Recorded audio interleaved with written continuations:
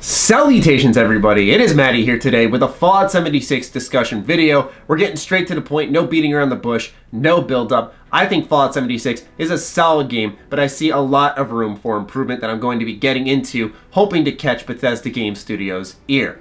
Now, I'm well aware this game is in its beta phase, a lot of people are going to bring that up, but since it's November 2nd as I record this video and the full game drops on November 14th, I think very much what we're playing now is going to be indicative of the final product.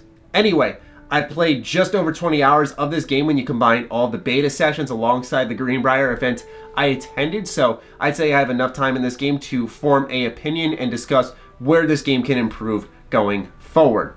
I think it starts up ultimately with a design decision that a lot of us were on the fence about when the game was first officially revealed, and then some of us came around to it on how it could be great, and it all depended on how Bethesda had handled it, and that's the removal of NPCs in the game. A big part of the Fallout universe is not only exploring these destroyed locations and seeing how they've changed since the Great War, but also how people have reacted to it, how they've responded to it, how they've rebuilt the wasteland, and the crazy characters that you encounter who cope with this awful situation that they are in. None of that is in Fallout 76, and when they announced that, they also said there will be a lot of holotapes, there will be a lot of notes. And my primary issue starts off with storytelling in this game, because initially off the bat, I really wasn't too upset with the way it was being delivered. Sure, there were a bulk of holotapes and notes. I'm looking at you, Flatwoods, when you enter that church, man. There are so many in there, but it really builds the universe, gives you explanations for everything going on. There's a ton of environmental storytelling, which is something Bethesda Game Studios has always been at the top of their game with.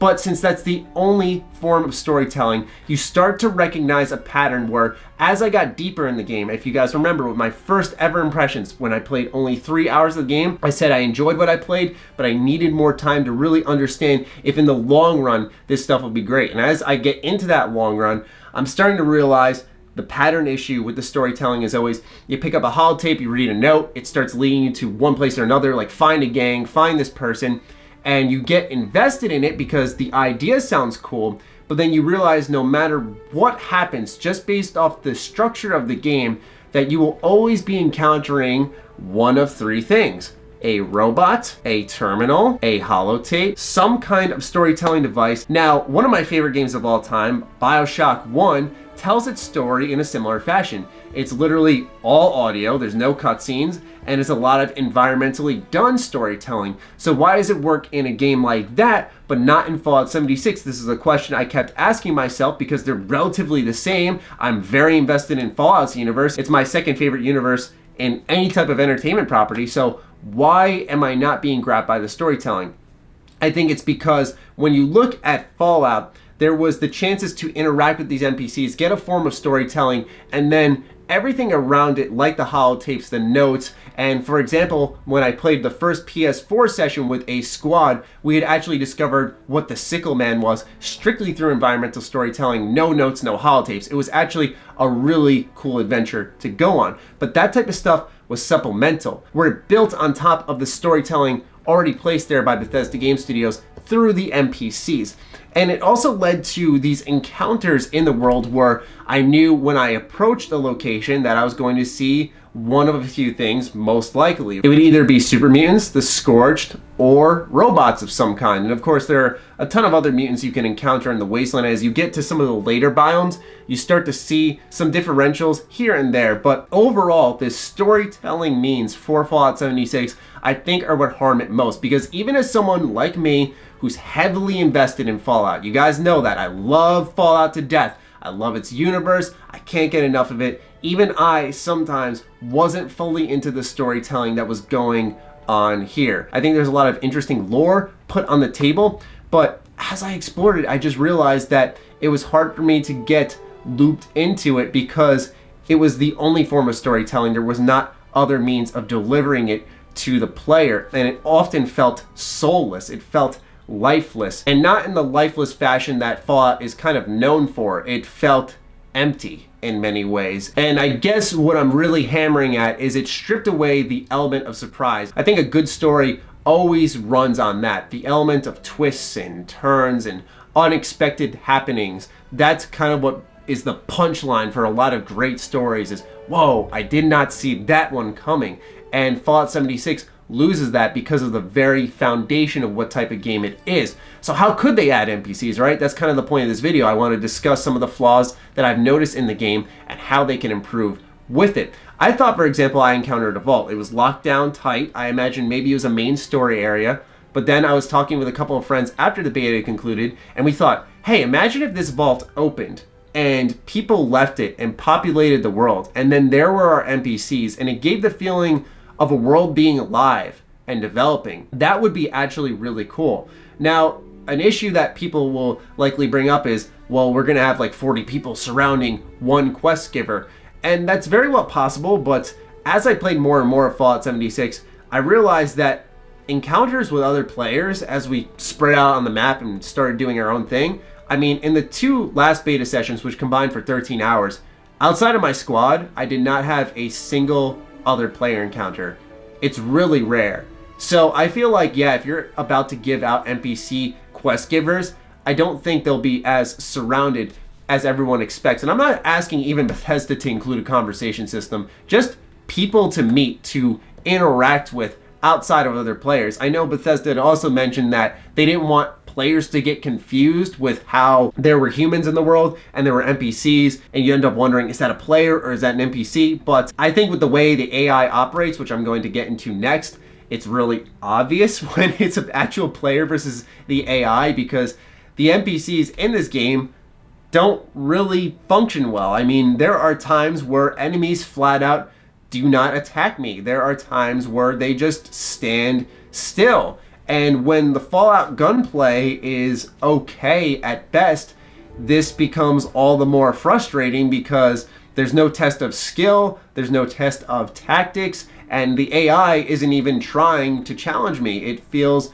very lackluster in that manner. It's, once again, something that I see and I think can improve on it, especially when they're sending waves of enemies at me and they're all just kind of standing there. They're not trying to take cover or anything. Like in Fallout 4, we see them openly run to cover and try to take you down in a at least slightly tactical manner, making you maybe run for cover if you're playing in a hardcore mode, especially. That makes sense, the survival mode rather. I just feel like Fallout 76 loses some of that because the AI doesn't function all that well. And I know some people are gonna look at this video and be like, wow, his thoughts have really changed. But I mean, we're talking about when I played the game initially in its first 3 to 7 hours versus now I have over 20 hours. I have a very good taste of the game, and here's how I'm feeling thus far. So if it feels drastically different, just know it's because I have a lot more time with the game. And I feel like another issue with the title is that there are so many rules in place that the game really needs separate servers. By this I mean, okay, I like Bethesda's anti-griefing rules because if you're just trying to PvE, it protects you very well. Players don't bother one another, but I feel like that removes some of the tension where if you want to engage in PvP, you have to really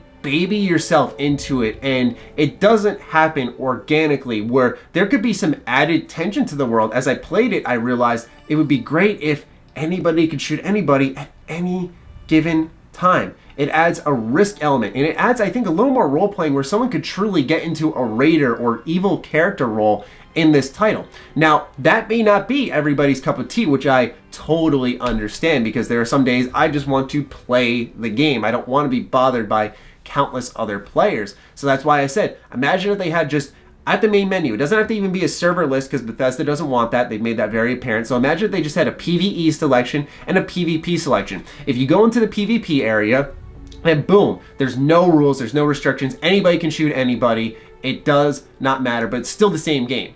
Where in the PvE server, it's very much what we have now in the beta, with all those rules in place, all the anti-griefing methods. I think that the PvP servers should still have that level 5 cap, where players get adjusted to it, but I think there would be an added level of tension. It would make the world feel more alive. I think it would lead to more player encounters. Now, would that clash with my NPC idea earlier, where you're talking with someone and a player sneaks up on you and shoots you? Yes, that is the problem. And that's kind of what this game collides with very often, is it has so many ideas and it's trying to be so many other things and accommodate to so many different play styles that it doesn't pick one side or the other, and thus it's constantly pulling at itself and struggling. And that's kind of why I'm hammering on they need to offer more options, and they do that by including more servers in an online game where you can tailor the rules to your liking. Now, obviously, we're not going to get private servers, and we're not going to get modding until November 2019, the earliest. So that's a while off, but I feel like if Bethesda were to orchestrate some server options for players that removed some of the rules, I think that would really do the game some justice and give it a new type of experience that would actually add tension to the world, because the AI certainly isn't a risk in this game. I die very little in the title, so it would be awesome if a player itself was an actual threat. My point being is that added tension might give the game longevity, because as I play the title, I realize, okay, going back to this world, once it's fully explored and we've seen it all, what's there going to be to bring the player back outside of the daily and weekly activities to earn atoms for the atomic shop, which I'll make a full video on eventually once we see the entire pricing scheme for it. But I feel that tension might keep players involved in the world just for that interaction, since it feels like PvP is more of a set up duel and less of maybe sneaking up on a player and getting a jump on them and surprising them. I think that would be a cool system that Bethesda could put in place in a separate server or a separate mode. I know there is the Hunter Hunted radio, which allows for a form of PvP, but I don't think it's the exact PvP that could really bring this game to a different level in terms of tension. Now, tech is something that I'm not going to hit super hard on, because if anything, I fully expect that to be the area of the game that improves from what I had originally played at the Greenbrier, which was very choppy, very poor frame rate. It has improved with every build as they come out. It has ran better. But PS4, man, I had this one area I encountered that was so cool, and it got destroyed by some of the worst frame rate I've seen in a game this year, man. I mean, I can't think of any other experience where I was like, wow, this runs like absolute piss. And this is coming from someone who's not a tech guy, who doesn't hammer on frame rate, who doesn't hammer on graphics. I was just like, what is happening, man? This is just really, really disappointing to see. So I'm not going to hammer too hard on the tech stuff, because I have this expectation in me that that will be something better from Bethesda. I think we all have hit on them a lot on how the tech side of things desperately needs improvement on their end, and that it's just not going to get a free pass anymore. They need to start upping their game on the tech end. I don't think the game will be deleting itself on PC come launch day, or at least I hope not. If so, that'll be its own problem that we'll have to confront then. But this is the type of stuff I did expect with the beta, a little bit of poor performance, crazy bugs like that. But I don't really want to spend a crazy amount of time on that, because I think a lot of the flaws I have with the game are stuff that, as I mentioned in the beginning of the video, are things that I don't think will be changed by the time the final product comes out, or if even Bethesda has the idea of implementing them at all. Now, ultimately, I don't feel storytelling is going to be the core of this experience. It's definitely, especially since it's an online game that's supposed to be supported for years, is all going to be gameplay focused. It's going to be the Fallout 4 core of kill, loot, scavenge, recycle, and so on, and they're trying to elevate that with 76. But in many ways, I feel like some of that Fallout 4 experience had been watered down in the next entry in the Fallout franchise. Even if it's a spin-off, I feel like the shooting isn't as sharp as it was in 4. I feel like the looting went from select what you need carefully to pretty much loot everything, since there's always workbenches around every corner. You can set up the camp so you can scrap anything, put down your stash, store everything there. So it just tells you to take absolutely everything you possibly can, and recycling's sort of what stayed the same. And it ultimately gets more frustrating, because once again, I'm going to hit on the fact that I know this is a spin-off. I know it's not Fallout 5, which I do fully expect there to be this next step forward, but in a year where we've seen Spider-Man, which was the culmination of Insomniac's expertise with gadgetry and working in an open world space, and traversal, coming together and then elevating in an area where they tell a good superhero story, I felt like there was an evolution there. Ubisoft working endlessly on the Assassin's Creed franchise, taking a break, coming back, trying some new stuff out, and then putting a real change in the formula while maintaining what was great about the franchise and getting Odyssey, which I thought was a fantastic game. Once again, I thought the title was elevated. And then you look at Red Dead Redemption 2, I mean, a marquee open world title. This game is insanely good in every way, shape, and form. And I know that Rockstar and Red Dead 2 will make pretty much any game not look that great compared to it. I understand the circumstances there, but I see so many companies that have elevated, and it's not that Bethesda hasn't, because I look at their titles as a publisher, and they clearly have elevated, because they are, in my opinion, one of the best publishers out there.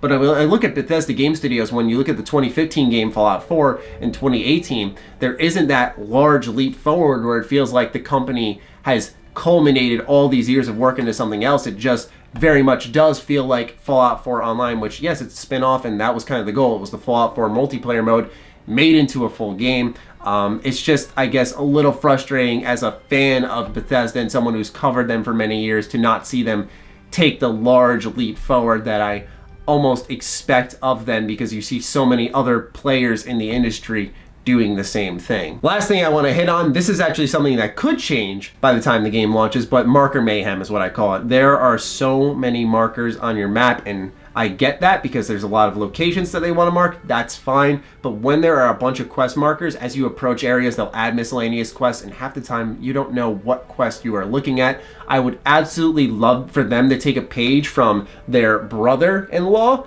ESO, and where when you look in the direction of a waypoint, it lets you know on the top underneath the compass what quest marker you are looking at, so you know what quest you are tracking, because it has the same issue as Fallout 76 where every waypoint looks the same. It's not like they're separated by color or something like that, but when you look at said waypoint, it tells you what quest you're following. So it's very easy to stay on the same track and know what you're going to do, where in this game I was constantly opening up the Pip-Boy, bringing up the map, checking what my markers were, reorienting myself, bringing up the map again, then following in that direction. It was very janky. So this is something that I feel could be a quality of life change that could happen before the game launches. In some of the upcoming betas, Bethesda did announce through P9's Twitter that pretty much they're going to be doing more betas after November 4th. So we're definitely going to see more of this game.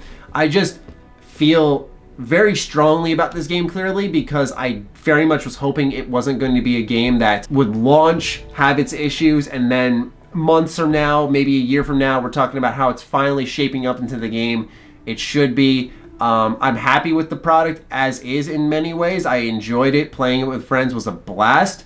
I had some really fun times, like, for example, reenacting a Civil War battle, which turned into a PvP event. That was really a stroke of genius, in my opinion. I thought it was so much fun. I thought that some of the dynamic moments and just exploring a BGS world together with friends was also a really good time. There is a lot to enjoy about this game. It's just I see so much room for improvement, and I was really hoping Bethesda wouldn't turn into one of those maybe Ubisoft games like The Division, where you have the player base, maybe some of it's going to fall off by the time the game launches, then it's going to gradually build up as the game improves, and we're going to talk about a resurgence a while from now. I feel like we've seen this story before, and maybe that's the path Bethesda wants to follow, because Fallout is a very popular IP. I know a lot of people are going to respond to this video and be like, well, the game's probably going to flop.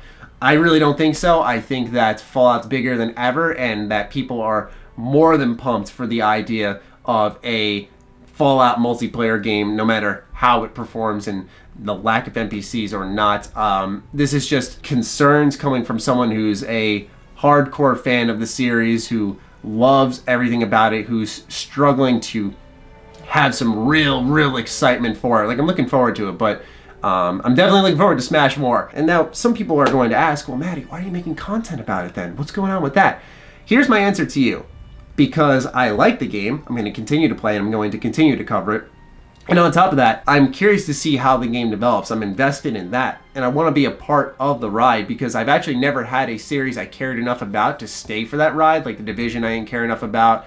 Tom Clancy's Rainbow Six Siege, I actually enjoyed a lot at launch, and a lot of people hopped on afterwards. That's when I had fallen off of it. Anyway, that'll be a wrap for me. My camera keeps overheating, so I'm gonna cut the rant off now, because that's pretty much all I have to say. Just know this isn't coming from a negative standpoint. This is coming from someone who very much cares about Fallout, who enjoys the game, and just sees a lot of room to improve. I hope people don't think I'm complaining or hating on the game, because yes, believe it or not, people think I hate this game and I'm a Bethesda hater now. It's crazy how things change, isn't it?